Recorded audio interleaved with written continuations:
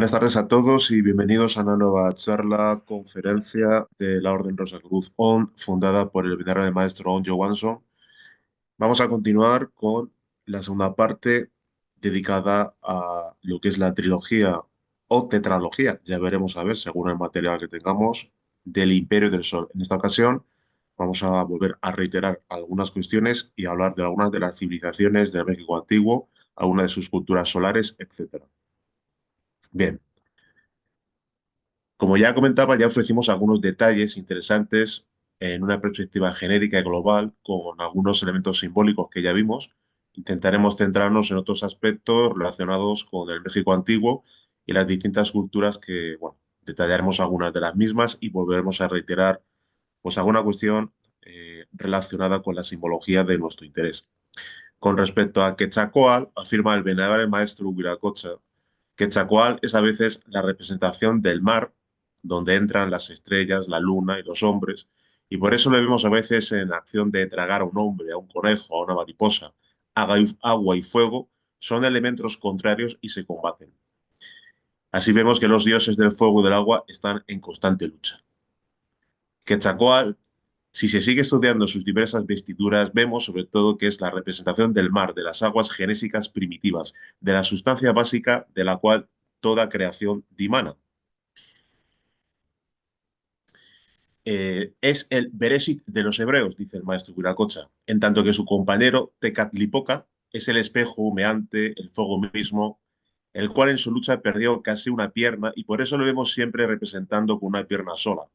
Pero Quetzalcóatl es, en primer lugar, el dios del viento, del hálito impulsivo que a todo mueve y sobre escudo y sobre el pecho lleva siempre una espiral que es el símbolo de la vida, o una serpiente que en todo caso representa la vida.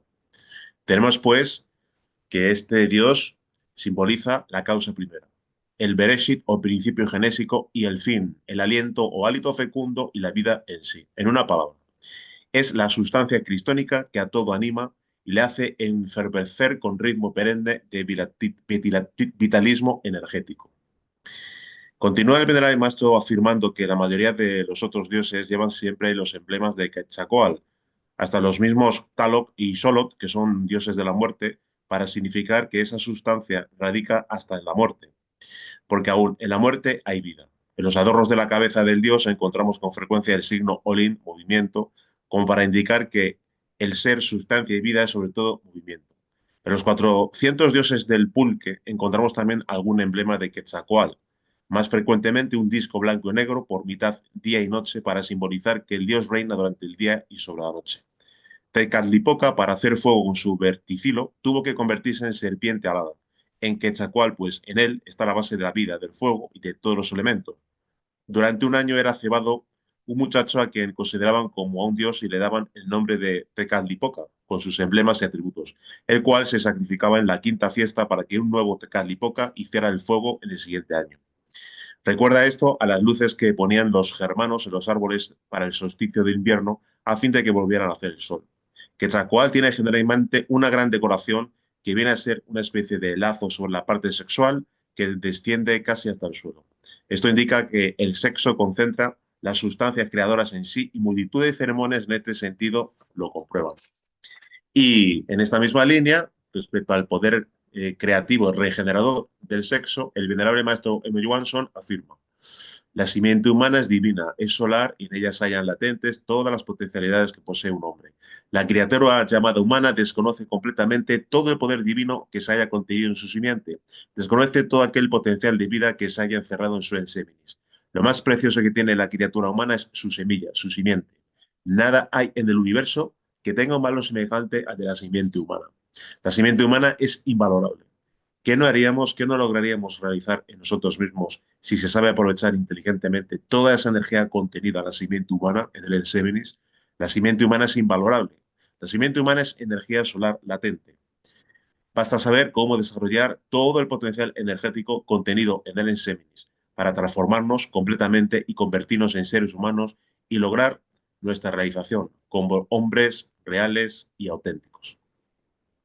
Bien, vemos en estas diapositivas que en otra época, en otra cultura, como en la propia Edad Media, pues los alquimistas medievales representaban el enseminis el famoso mercurio secreto, lo que él se llamaba la materia prima o la prima materia, pues de distintas maneras. Y los que buscaban ávidamente realizar la gran obra, pues buscaban identificar de qué se trataba o cuál era esa materia prima, que no es nada más ni nada menos que nuestras propias aguas espermáticas. Taloc, dios de la lluvia, tiene víboras en algunos grabados que salen de su boca, mientras que de toda su cara brota la lluvia que cae sobre la tierra. Su casa está en la luna y en la cima de las montañas. Es otra vez, pues, las serpientes simbolizando a Quetzalcóatl como vida en la lluvia. En realidad, todos los dioses mexicanos están íntimamente unidos a concepciones de la naturaleza. Por cierto, aquí vemos en esta diapositiva, a mí me costó verlo, pero si apreciamos en esta representación del dios Talo, vemos concretamente en su boca realmente, vemos unos colmillos, pero en realidad esos colmillos son dos serpientes que confluyen en su boca. Y de nuevo tenemos a la serpiente. Bien, decíamos que todos los dioses mexicanos están íntimamente unidos a concepciones de la naturaleza. El venerable maestro Huiracocha sí lo afirma, y continúa afirmando el maestro Huiracocha lo siguiente. Y esto mismo sucede desde Tonaquizcutli, su esposa, Tonaquizcual, señores ambos de nuestro cuerpo y representaciones genuinas del aspecto masculino y femenino dentro de nosotros. Luego, Tonaquizcutli se convierte en el dios de los alimentos, tomando el nombre de Ometecutli, con su residencia en el Omeyocan, y entonces es el señor de los dos. Los niños vienen esencialmente desde esa región gemela y fusionada para encarar luego en el vientre de la madre. La verdadera concepción, según los toltecas, se hacía por la región de la boca, mediante el aliento. Tonacatulli es al mismo tiempo luz estelar y vía láctea. Los dioses tienen la facultad de transformarse instantáneamente en el objeto que representan. Así como Zeus en Grecia, que maneja el rayo, se transforma en él cuando es preciso, del mismo modo los dioses mexicanos verifican iguales transformaciones. Solo que en la teogonía mexicana es siempre un sacrificio el que se hace, pues los cuatro dioses se sacrifican sucesivamente para sostener al sol y ayudarle a fin de que produzca luz y calor. Un dios solar representa al sol o aspectos de él, como pueden ser los rayos solares. En la mitología de muchas culturas el sol era un dios. Fue venerado a lo largo de la historia en muchas civilizaciones, como la egipcia, la mexica, la incaica, la china, la japonesa, la griega o en religiones como la hinduista. Y por supuesto no podíamos dejar aparte el famoso Sol Invictus de los misterios de Mitra, que fueron adoptados por los romanos, y donde realmente viene eso que el cristianismo, que realmente ha cristianizado un símbolo pagano como el de Dios Mitra, que nace del Sol, pues obviamente aquí tenemos otro culto solar que viene de las culturas antiguas y que adoptó el cristianismo y que muchos, si no podríamos decir casi la totalidad de los llamados cristianos que se dicen a sí mismos cristianos, ignoran esta cuestión. Vemos el culto al sol entre también los babilonios, los fenicios, las culturas indígenas del Caribe y de las Américas. También lo vemos representado en la forma de Ra, figura principal en los templos del antiguo Egipto, como vemos aquí. Bien, el sol físico, pues no es más que un símbolo del sol espiritual. En todas estas culturas realmente no se adora, no se siente veneración por el sol físico, sino por el sol espiritual, el Cristo Sol. Cuando los antiguos adoraban el sol, cuando le rendían culto, no se referían propiamente al sol físico, no, se rendía culto al Cristo Sol, como estamos comentando.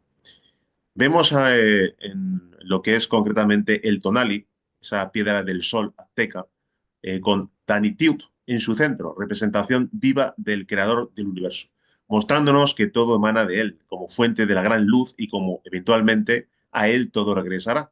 Entre los aztecas, el dios sol se llamó Tonatiuh.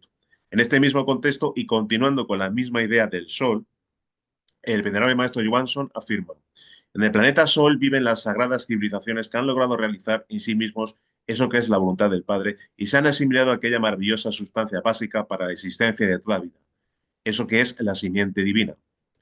En el planeta Sol hallamos a grandes Mahatmas, a los más exaltados iniciados y maestros de pasados días cósmicos, cumpliendo sus altas misiones específicas. En el Sol encontramos a la civilización divina, a la más excelsa de nuestro sistema solar. Todos y cada uno de aquellos cristificados habitantes del planeta Sol han encarnado en sí mismos eso que es la vida. Son ellos la vida encarnada y esa vida la transmiten a todos los planetas del sistema. El mismo planeta Sol es el organismo planetario de un gran ser. La energía viviente que dimana del Sol es 1.000 veces más sutil y poderosa que la energía atómica. Los habitantes del planeta Sol han aprovechado al máximo esa magnífica energía solar y se han convertido en hombres solares. No se confunda, decimos hombres solares, no criaturas ígneas. La energía sexual es más que una modalidad de la energía solar, es energía divinal. Si la criatura humana se asimilase en sí la energía contenida en su simiente sexual, se convertiría en un hombre solar, y este hombre se vería inmune a toda aquella derivación de la energía atómica. Bien, continuando pues un poco explicando ciertas cuestiones de la cosmogonía de las antiguas culturas solares mexicanas, el venerable maestro Huiracocha continúa afirmando: pasando a profundizar en la cosmogonía de las diversas culturas solares de los antiguos mexicanos, en el principio era el caos y el primer dios no tuvo forma ni nombre. Era una fuerza, un aliento, un soplo, dicen los informes mayas, y entre los aztecas la primera manifestación fue Tonaquetzutli, quien se subdividió en un cuaternario llamado Tezcatlipoca, Quetzalcóatl, Mitzacoatl y Huitzilopochtli. Estos cuatro dioses son en sí uno solo y entonces aparece como madre de Huitzilopochtli Coatlicue, la diosa de la tierra, y eso nos hace sospechar que el primer culto era matriarcal y no patriarcal, como lo conocemos generalmente. Como se ve, al comparar estas primeras descripciones, la mexicana supera a las demás en su valor ético y estético. Pero si bien observamos más tarde descripciones más bellas, al leer las escrituras bíblicas y las narraciones de leyendas helénicas, es debido a que estos fueron respetados en toda su integridad, mientras que las mexicanas sufrieron el trastorno de la invasión católica que las destruyó en su parte más esencial. Los dioses mexicanos son perfectamente comparables con los nórdicos, que adoraron los germanos, o los de la India, que nunca encierran un valor hermético filosófico tan bello. Bien, con respecto a Cipatli, esos dioses del cuaternario azteca, continúa diciendo el maestro Curacocha, fueron los que crearon el infierno e inmediatamente se pusieron en contacto con un mundo invisible, el cual ya había existido desde edades sin cuento, siendo el primer elemento que dominaron el agua. En el agua vivía un gran pez denominado Cipatli. El día 1 era representado por la cabeza de Cipatli, asociado tanto al dragón como a la serpiente. El primero de los signos de los días es portador de la semilla, es decir, la simiente humana. Viene a representar la materia prima de la gran obra, según el lenguaje alquimista y el primer día de la creación. Con respecto a Quetzalcóatl, Quetzalcóatl era dios del viento, de Venus, del alba, de los gemelos, de los monstruos, de la energía vital, de la fecundidad. Engendró a los seres humanos. En la visión nahual hubo un dios creador sabio y generoso, invisible y no palpable. Estaba relacionado con el medio natural, con los elementos, el agua, el viento, la tierra, el fuego. Personifica las fuerzas cósmicas y las encarna. Quetzalcóatl, o serpiente emplumada, es el águila que se tragó a la sabiduría. Es el mismo símbolo del escudo nacional mexicano. Es en realidad el Cristo del pueblo mexica, Naoa, azteca. En Teotihuacán le construyeron un templo en forma piramidal adornado de serpientes emplumadas. Quetzalcóatl es el mismo Cuculcán, que luego apareció en las tierras de los mayas. En él existe el mismo drama cósmico de Jesús el Cristo, es decir, Quetzalcóatl cargando la cruz a cuestas como Jesús. Los misterios del sexo se encuentran precisamente en la cruz y fueron enseñados por Quetzalcóatl. El venerable maestro Johansson afirma: los dos maderos de la cruz son propiamente el varón y la varona unidos en sacra comunión íntima, en la rosa. La rosa es el sexo, el varón y la varona reunidos y participando juntos de la comunión sexual, sin la expectación del espasmo, forman una cruz viviente y de esa sublime comunión nace, por la fecundación del fuego en la semilla viviente, sobre el ensémenis, la rosa ígnea y sacrosanta. Todos aquellos grandes hombres que lograron forjar en sí mismos la Rosa Cruz fueron conocidos a través de la historia como salvadores, avataras, budas, etc. Así encontramos al Cristo griego, Zeus, hallamos a Krishna, a Hermes, Quetzalcóatl, Babaji, al conde Saint Germain. Todos ellos son el fruto del arcano solar, el fruto del intenso trabajo con la pesada cruz de la renunciación. Todos y cada uno de ellos son eminentemente rosacruces. El espíritu es fuego, y este es el principio eterno masculino, y el agua es el principio femenino universal, y se haya constituido por él en séminis. El fuego espíritu está representado en la cruz por el madero vertical. El agua, o sea, el enséminis, está representado por el madero horizontal. La rosa simboliza al Cristo plena y totalmente realizado. Y tal como decía Fulcanelli, la cruz es el crisol de la alquimia. Bien, en México tenemos también como primeros moradores, continúa afirmando el venerable maestro Viracocha, a gigantes, pero la descripción del Génesis es pintada con más vivos matices. Existe, pues, una semejanza muy acentuada entre la mitología cuyo descubrimiento no asumimos nosotros precisamente. Es el sabio religioso Sagún el padre de la arqueología mexicana, quien más ha llamado la atención sobre este aspecto y establece un paralelo muy interesante y curioso entre Quetzalcóatl y Heracles. Y hablando de gigantes, tenemos que referirnos a la leyenda de San Cristóbal, que también es descrita por el maestro Fulcanelli, y luego explicaremos su relación con Quetzalcóatl. Vivía en Palestina un gigante de enormes proporciones y fuerzas que se había empeñado solo en servir al ser más poderoso de este mundo, y el otro, y quien supera apreciar sus fuerzas de gigante. Habría servido a varios reyes, pero cada vez se convencía de que su amo tenía miedo a otro. Se ofrecía a ese y llegó a servir al demonio, pues todos le tenían. Al fin, Ofero, que así se llamaba el gigante, ya quería haber encontrado su amo final, cuando un día ve al diablo lleno de temor y le confiesa que hay alguien más poderoso que él todavía y que ese era Cristo Jesús, quien se había encarnado en la tierra. Ofero insistía con Satanás en que le dijera dónde podía encontrar ese ser más poderoso y logra que el diablo le confiese que algún día Cristo estará en el Jordán. No esperó más Ofero y ya al día siguiente se estableció en las orillas del río en calidad de balsero, llevando a los pasajeros al hombro de una orilla a la otra. Pasan los días hasta que una noche siente 3 veces un llamado y sale el balsero gigante a ver quién llama. Era un niño pequeño que insistía en ser llevado a cuestas a través del río por el gigante. Lleno de sorpresa, sin inmutarse, carga Ofero con el niño, riéndose de su poco peso hasta llegar al medio del río, y entonces el niño se hace pesado y más pesado y más pesado. El gigante, lleno de temor, cree caer bajo el enorme peso y desesperado grita preguntando: ¿tengo quizás al mundo entero sobre mis espaldas? Y entonces el niño le responde: sí, Ofero, estás cargando no solo al mundo, sino a su creador. Y al sumergirse el gigante en el agua, dice Jesús: yo te bautizo, desde ahora ya no serás Ofero, sino Cristófero. Pues bien, cuando ya la divina madre Kundalini, la serpiente, ha sido tragada por el águila, que es el tercer logos, resulta la serpiente emplumada de los aztecas. Entonces tenemos el San Cristóbal, el hombre que carga al Cristo adentro. Eso es lo que necesitamos, convertirnos en un San Cristóbal. En esa misma línea, el venerable maestro Johansson afirma: todo el maravilloso poder solar contenido en la simiente humana es el poder del Cristo. Es el Cristo quien vive y palpita en cada átomo sexual. El Cristo no es un individuo, no es una persona. El Cristo es sustancia que se halla depositada en nuestras mismas glándulas sexuales.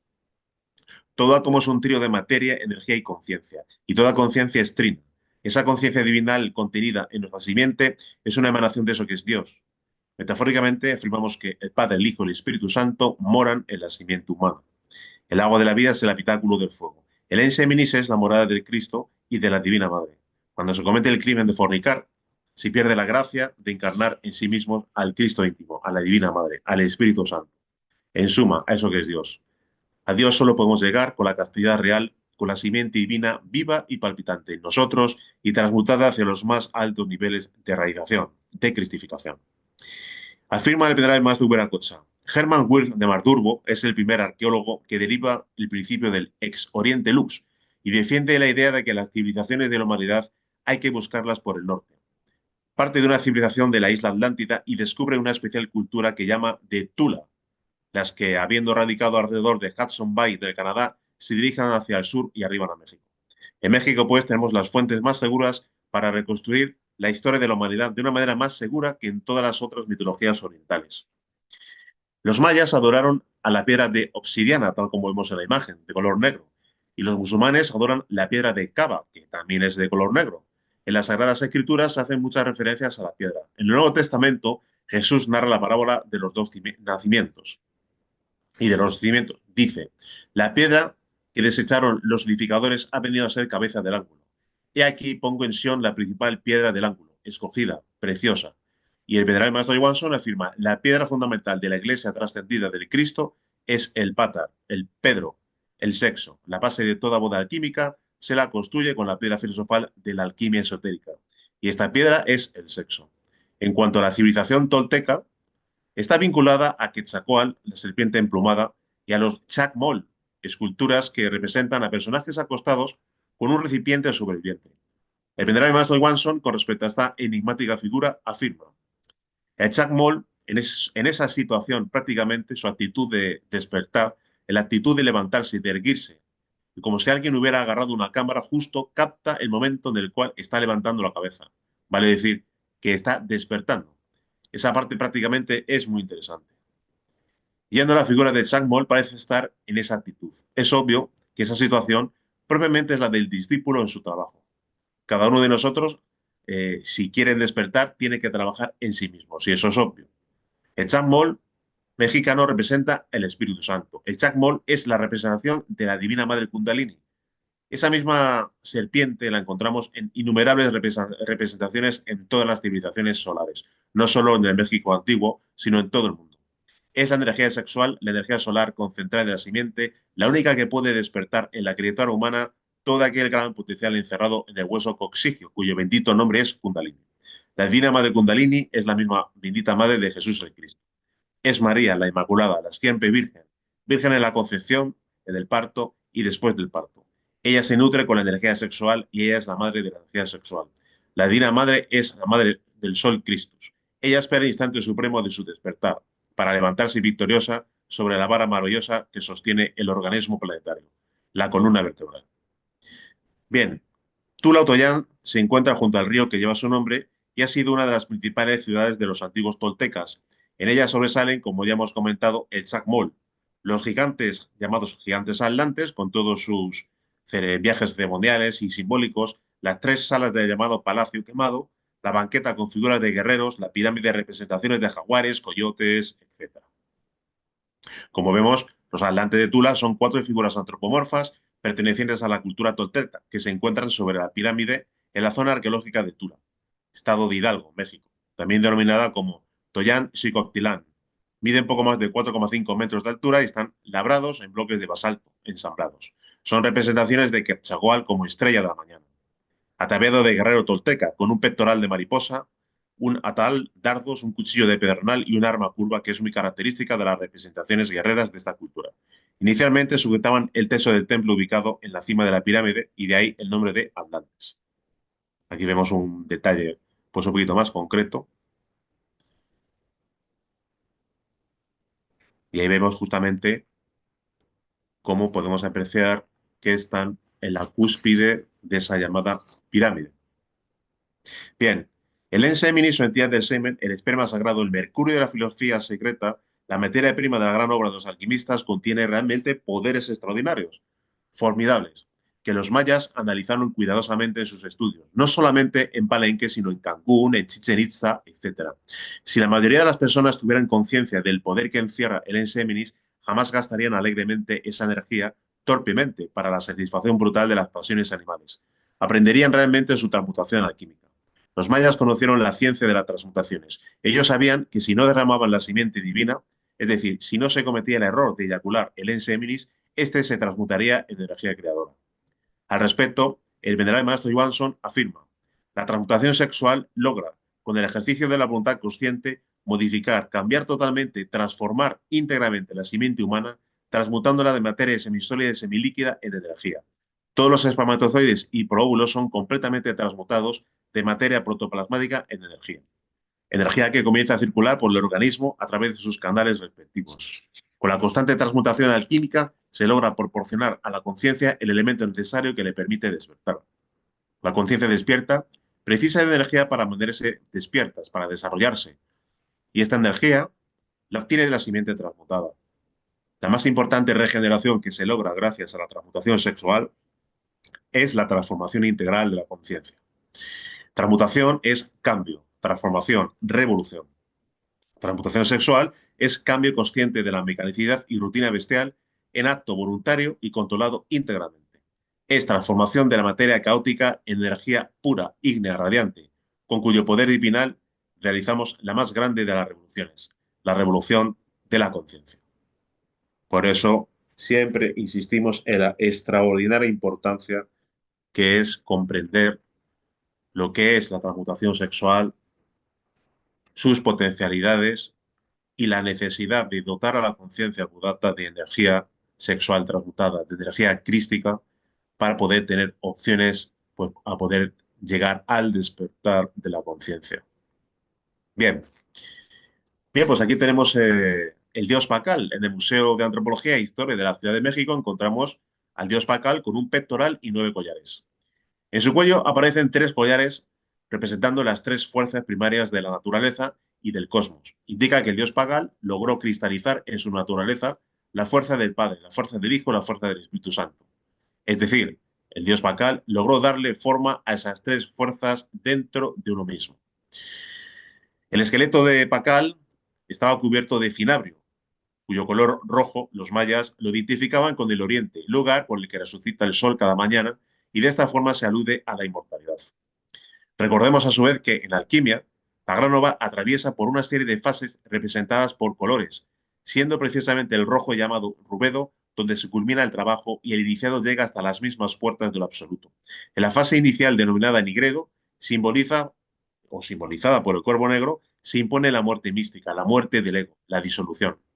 Hablaremos en breve de este aspecto, tan solo culminar la descripción del dios Pacal de Palenque, describiendo los 10 anillos en sus 10 dedos, que ahora veremos.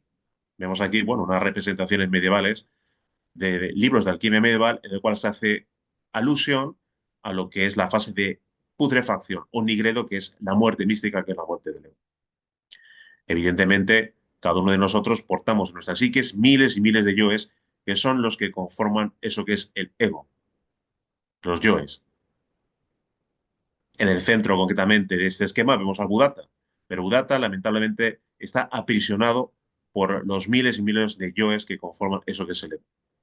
Ese es el Budatta que está dormido, el que debemos de lograr despertar por medio de la vivencia de los 5 valores de la Orden Rosa Cruz, que luego, en el final, como siempre, explicaremos.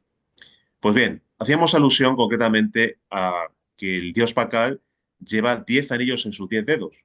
En la imagen que vemos a continuación, vemos 5 anillos en una mano y bueno, hemos visto concretamente, si estamos un poquito las diapositivas hacia atrás, como en la otra mano tiene también otros 5 anillos, en cada uno de sus dedos tiene un anillo. Bien, volvemos otra vez aquí a la misma diapositiva. Pues bien, describiendo esos 10 anillos en sus 10 dedos, esto nos está indicando a los 10 sefirot de la cábala hebraica. Es decir, un hombre que cristalizó las extraordinarias virtudes en un hombre magnífico, un verdadero cristificado, un hombre que entregó a los mayas grandes conocimientos. Como ya indicamos en la anterior conferencia, el detalle del maíz sobre el que está aposentado el dios Pacal es el símbolo de la simiente, es el símbolo del maíz de nuestras propias aguas espermáticas, del mercurio que utilizaban los alquimistas como base de la obra, el enseminis que debe ser transmutado alquímicamente. En una de sus manos, tal como vemos en la imagen de dios Pacal, se aprecia en la diapositiva, aparece un cubo, una piedra cúbica, y en la otra aparece una esfera. Aquí las vemos. Bien, la piedra cúbica nos indica que realmente este hombre era tan sabio que poseía la piedra filosofal, es decir, la piedra de la verdad. Un hombre que había encontrado la verdad y que había trabajado con la piedra. Obviamente la piedra filosofal de la alquimia esotérica, es decir, el sexo. En cuanto a la esfera, nos indica que era un hombre perfecto que había despertado su conciencia, un hombre que gozaba de sabiduría infinita. Hoy, al respecto de la esfera, recordamos solo un detalle simbólicamente hablando, que es la cruz del imperator que se aposenta sobre la esfera, sobre el globo.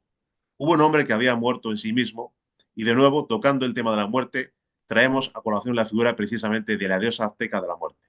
Bueno, aquí vemos concretamente, antes de entrar en la diosa de la muerte azteca, pues una visión global de lo que era la tumba del dios Pacal en Palenque. Bien, aquí tenemos una imagen de Mictecacihuatl, la diosa azteca de la muerte, y tiene una corona con 9 cráneos humanos. Realmente necesitamos de una muerte suprema de la personalidad humana. La personalidad humana debe morir. Necesitamos de una suprema resurrección para realizar al ser en nosotros. El ego debe de morir y debemos decapitar a la medusa mitológica y seguir despertando más y más. Bien, en cuanto a Huehueteol, corresponde a la divinidad del fuego. Su culto fue uno de los más antiguos en Mesoamérica, como lo testifican las efigies encontradas en sitios tan antiguos como Huicuilco y el Monte Albán. A pesar de que en Tezcatlipoca se conoce como el creador del fuego, Huehueteol es el patrono del fuego en la cultura azteca. Tezcatlipoca es el primero en llegar a la fiesta del mes Teolecco, mientras que Huehuetol es el último que se presenta en esa reunión de los dioses. Huehueteol es un dios viejo cargado de años que soporta sobre su cabeza un enorme brasero en la cultura teotihuacana. Huehueteol además tiene muchas arrugas y pocos dientes. En otras culturas se le representa solamente con el brasero. Incluso en algunas urnas zapotecas se encuentran representando el dios como un brasero. En realidad representa el fuego universal que arde en esta creación, así como el Cordero de Dios que borra los pecados del mundo, tal como se afirma en las Escrituras. Es fuego, tal como hemos visto en innumerables ocasiones. Sobre la cruz del Cristo, en el Calvario está bien explicado el sentido de la palabra INRI. Ignis natura renovatum integra. El fuego renueva intensamente la naturaleza, o íntegramente. Cristo es el fuego que arde en esta creación. En este contexto, y tal como también hemos visto, la cruz es completamente fálica y iónica, y la cruz es el elemento fundamental para el desarrollo del fuego sagrado en la espina dorsal del aspirante. Y ahí entra en juego Tonantzin. Ese fuego sagrado es Tonantzin, es el símbolo de la divina madre Kundalini, es la mujer serpiente, es Dios madre dentro de cada uno de nosotros. Es natural pensar que los sagrados templos, hombres o mujeres, realizaban la conexión de Lingam Johnny para despertar la serpiente sagrada de la sabiduría nahual llamada por ellos Tonantzin. Entre todos esos hombres y mujeres sabían perfectamente que sin el auxilio de Tonantzin era imposible la aniquilación de los yoes que conforman el ego. Al respecto, el venerable maestro Johansson afirma lo siguiente. Kundalini se halla en la iglesia de Efeso. Es la rosa ígnea del Muladhara y presenta una hermosa forma serpentina. La divina madre Kundalini figura como una serpiente dormitando sobre su cola y enroscada 3 veces y media. Kundalini jamás podrá ser descubierta por la vista de los ojos físicos ni estudiada por el bisturí o el microscopio. Kundalini no es tridimensional. Kundalini es fuego sagrado y no materia grosera. Kundalini es Akash concentrado. Es la causa del éter. Es la energía primordial encerrada en la iglesia de Efeso. Cuando los átomos solares y lunares hacen contacto en el triveni, cerca del coxis, despierta Kundalini y conforme va subiendo de acuerdo a los méritos del corazón, va poniendo en actividad a todos y cada uno de los chakras y abre las puertas de todas y cada una de las iglesias, resplandeciendo llenas de gloria. Las ígneas rosas sobre la cruz dorada. Bien, aquí tenemos algunas imágenes que representan pues, en prácticamente la totalidad de las culturas solares en México y en prácticamente todo el continente americano, nos encontramos justamente esta simbólica serpiente que simboliza pues, lo que estamos comentando en este aspecto. Bien. En lo que respecta a la figura de la mujer entre los mayas y aztecas, el venerable maestro Huiracocha afirma lo siguiente. Así lo reconocieron las mujeres de los antiguos mexicanos, mayas y aztecas. Imitar, siempre imitar, pero no a los hombres, que son falibles e ignoran, sino a los dioses para luego inspirar a los hombres. Para este objeto tenían templos donde la mujer era educada y encaminada a ser la intermediaria entre los dioses y los hombres. Ellas eran las únicas que podían ser inspiradas por las entidades superiores del mundo invisible y luego transmitían a los hombres esta inspiración recibida. Todas las enseñanzas, incluso la guerrera, estaban a cargo de la mujer, pues ella era el ángel conductor. Ningún hombre podía ejecutar acto alguno sin consultar antes a la mujer. Por este motivo, fue incomprensible para los aztecas ver llegar a los españoles invasores sin mujeres, como naves sin brújulas y abandonados solos a su propia orientación, hasta que dedujeron que fueran seres superiores o dioses.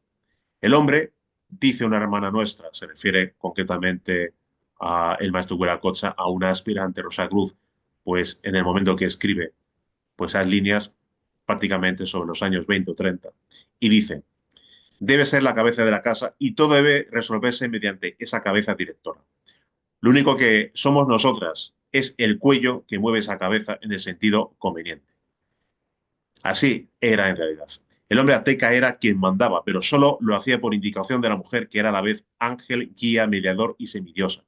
Con la negación y amor cumplía la antigua mujer mexicana su papel.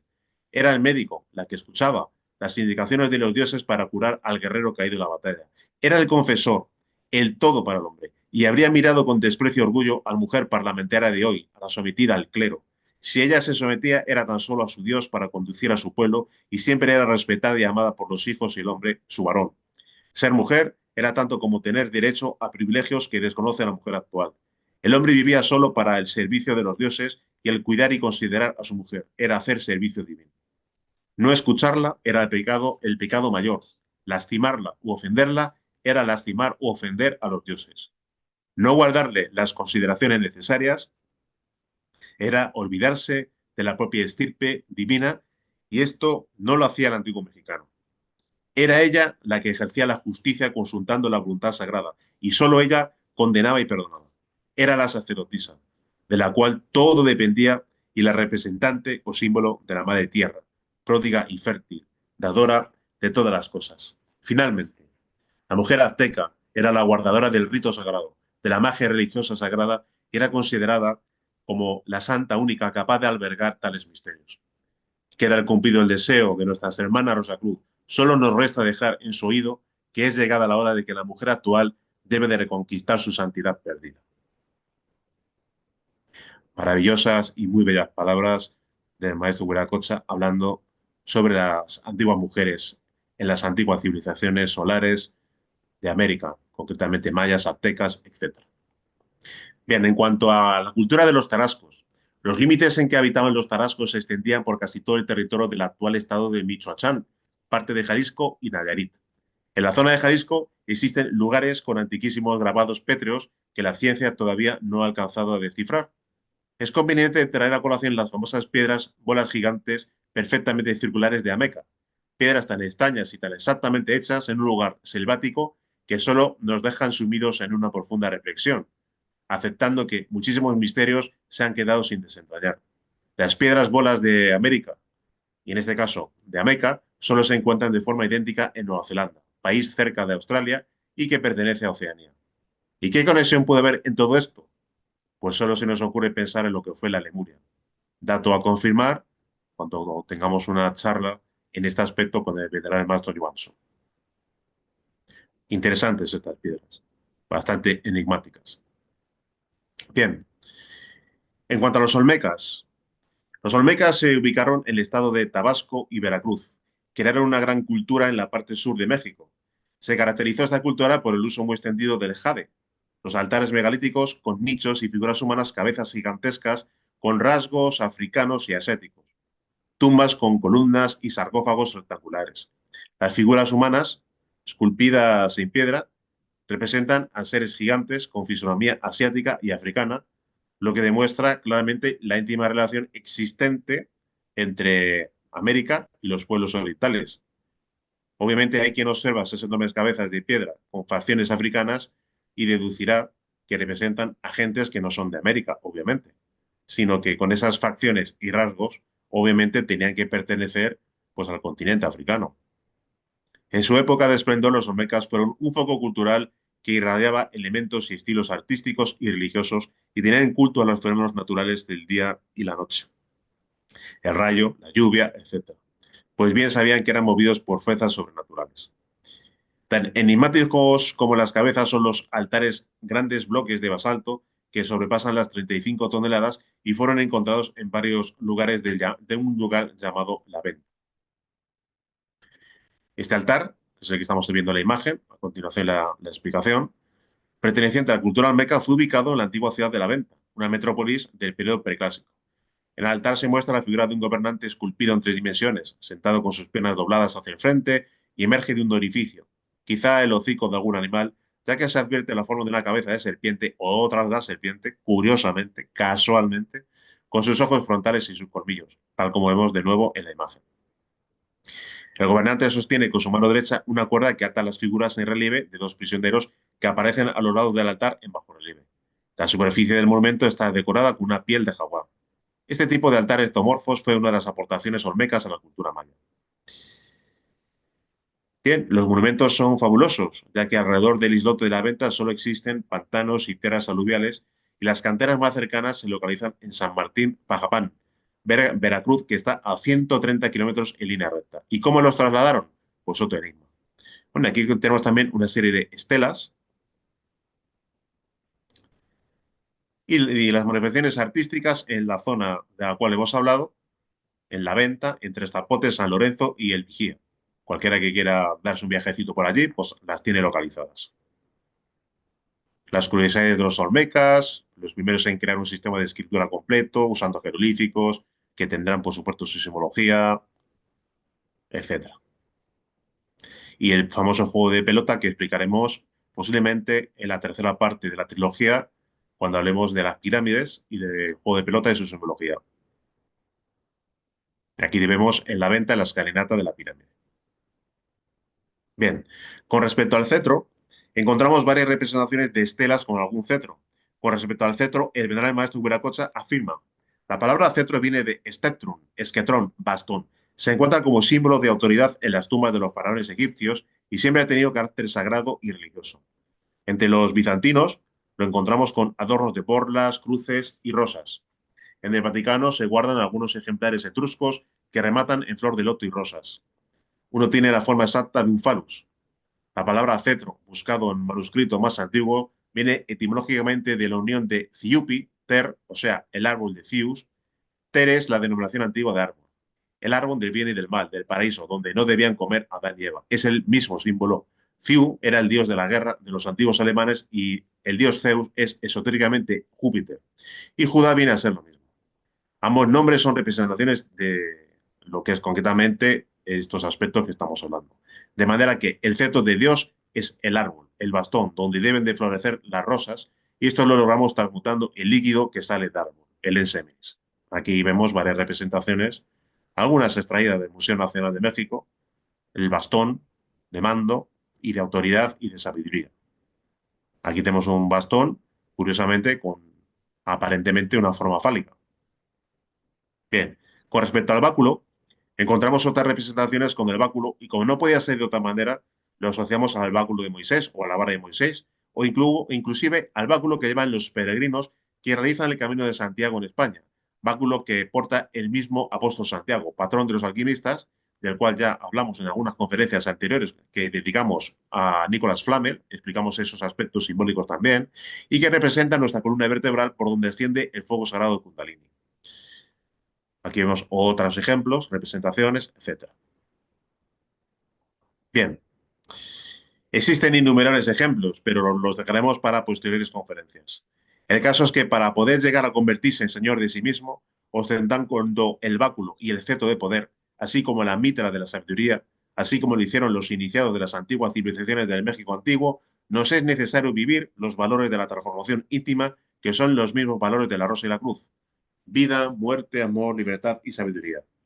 En el valor de la vida hablamos siempre concretamente del trabajo con las aguas, el trabajo de transmutación alquímica de energía sexual de nuestras aguas espermáticas. Eso sí, cuando hablamos del valor de la vida y de la transmutación sexual, clasificamos las prácticas de transmutación sexual en tres tipos de transmutación. La transmutación unipolar, que está de alguna manera recomendada para aquellas personas que todavía no tienen pareja, la mujer que no todavía tiene su compañero de trabajo y el hombre que todavía no tiene a su compañera de trabajo místico, de trabajo interno. Y es una magnífica práctica, la cual, viviendo el resto de los valores, se puede llegar perfectamente al despertar de la conciencia. Los vapores seminales convertidos en energía crística en hojas ascienden por los canales Ida y Pingala hasta el cerebro y descienden hasta el corazón donde se encuentra la conciencia, el Buddhata, la esencia. Justamente es el Buddhata el que, como hemos apuntado pues, casi al principio de la conferencia, pues necesita o se alimenta de energía sexual transmutada, de esa energía crística para poder tener opciones a su despertar. Bien, el siguiente tipo de transmutación es la transmutación bipolar, donde realmente ya pues la pareja constituida de hombre y mujer y hombre, pueden realizar la práctica donde todavía no hay contacto sexual, pero sí pueden cogerse de las manos o pues tener contacto entre su espalda o entre las rodillas. En esta diapositiva vemos que tienen contacto entre las manos y donde se establece un intercambio energético, un circuito bioelectromagnético de intercambio energético y que es una especie de preparación de antesala a lo que es la vivencia de lo que es el arcano solar, el secreto secretorum de todos los tiempos, que es justamente la práctica del arcano solar. El arcano solar tiene distintas denominaciones, desde arcano real, Saja Maituna, Tantra blanco, Utvareta Yoga, alquimia sexual, etcétera. Aquí ya sí que hay contacto sexual, ya hay unión de lingam yoni, pero no hay ni orgasmo ni eyaculación. Lo que hay es una magnífica transmutación. Cada uno de los miembros de la pareja realiza su propia práctica de transmutación y de la misma manera que la transmutación unipolar visualizan cómo el fuego sube por los canales Ida y Pingala hasta el cerebro y desemboca en el corazón con unos mantras pertinentes. Justamente esta es la práctica de magia sexual que pues, ha estado presente en todas las culturas de la humanidad. Hoy, como nos ha tocado hablar de las culturas solares, pues hemos visto varios ejemplos y como los mayas, los incas, los auténticos mayas, los auténticos incas, obviamente para constituirse en hombres solares, vivieron concretamente el arcano solar, sin ninguna duda. El valor de la muerte nos habla de la muerte del ego. Lo que se manifiesta a través del animal racional es ego. Son miles y miles de yoes. Es decir, estamos totalmente supeditados a las cadenas del ego. Y si queremos liberarnos, pues obviamente tenemos que empezar por debilitar al ego. Y para debilitar al ego tenemos que empezar por impedir su manifestación. Para impedir su manifestación realizaremos un continuo ejercicio de autocontrol del ego para pues, limitar y controlar las manifestaciones yoísticas.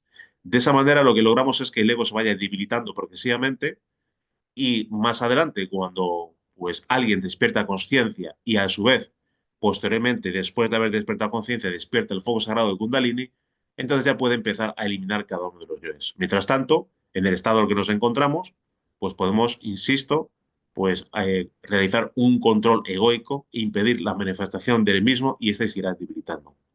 De manera contraria a cómo pues, asociamos las prácticas de transmutación a lo que es el alimento fundamental del Budatta, el ego, contrariamente, se alimenta precisamente de todo lo contrario, de la fornicación. Cuando alguien fornica, se está haciendo un flaco favor a sí mismo, por lo que está haciendo es fortalecer al ego. Si eliminamos la fornicación y la sustituimos por la transmutación, obviamente el ego se irá resintiendo, se irá debilitando más y más. Por eso es fundamental comprender pues, el valor de la vida, en este caso el valor de la muerte. Es decir, la transmutación y el control de los yoes. En el valor de la libertad hablamos siempre de que la humanidad está totalmente sumergida en la inconsciencia. Tenemos que aprender a vivir conscientemente de segundo en segundo. Estamos todos supeditados al sueño profundo, al sueño de la conciencia. Somos máquinas durmientes y nuestra aspiración es, por supuesto, restituir nuestra normal condición de conscientes despiertas, de seres humanos. Con lo cual tenemos que despertar y esforzarnos por despertar. Obviamente, mediante la práctica del valor de la libertad, aprendemos a vivir conscientemente. Y a la práctica la denominamos la práctica del IAU, individualidad, acción y ubicación, donde aprendemos a manejar la atención consciente. Entonces, mediante la práctica del IAU, lo que hacemos es utilizar el autorrecuerdo y la autoobservación.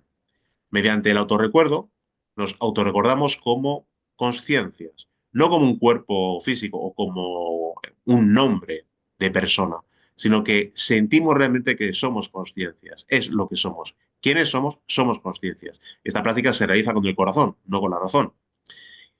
Añadiendo, extendiendo nuestra atención consciente mediante la autoobservación hacia lo que estamos haciendo en un momento dado, pues obviamente mediante la A de acción tomamos conciencia de lo que estamos haciendo en un momento dado. Y mediante la atención consciente, a su vez, sin perder nuestra noción de quiénes somos y de lo que estamos haciendo, con la atención consciente y con la autoobservación, pues extendemos nuestra atención hacia el lugar en el que nos encontramos. De tal manera que siendo uno, dividimos nuestra atención en tres. De esa manera, justamente aprendemos a vivir de segundo en segundo, conscientemente el aquí y el ahora, y además ponemos un gran muro de contención para impedir que elementos de la mente, como las imágenes que proyectan continuamente, los raciocinios, los logicismos, los pensamientos vanos, superfluos, el proyectar cuestiones del futuro que no han llegado, recordar cosas del pasado, eso simple y llanamente es sueño profundo. Entonces, mediante la práctica del IAU, mediante el autorrecuerdo y la autoobservación, ponemos un dique de contención para que la mente no tenga injerencias en la práctica. Y para terminar, nos quedaría hablar del valor del amor y del valor de la sabiduría. Pero el valor del amor implica, obviamente, amar a nuestros prójimos más que a nosotros mismos. Lo que hacemos es comprender que nadie puede avanzar en el terreno de la conciencia si no comparte con sus semejantes la enseñanza. Lo más valioso que tenemos es la enseñanza de la rosa y la cruz. Y si realmente queremos avanzar, pues tenemos que divulgar la enseñanza, con independencia de que las personas lo acepten, con nuestros familiares, con nuestros amigos, con nuestros compañeros de trabajo, con nuestros vecinos, darles concretamente la posibilidad de conocer la enseñanza, que es la misma posibilidad que se nos ha dado a nosotros, con independencia, insisto, de que la acepten o no la acepten. O divulgar por cualquier otro medio, pues como hacemos nosotros y puede hacer cualquiera de los amigos, mediante conferencias, etcétera, lo que es la enseñanza de la Rosa y la Cruz, tan necesario en estos instantes tan críticos en los cuales se está atravesando la humanidad en este desastroso final de ciclo, este Kali Yuga.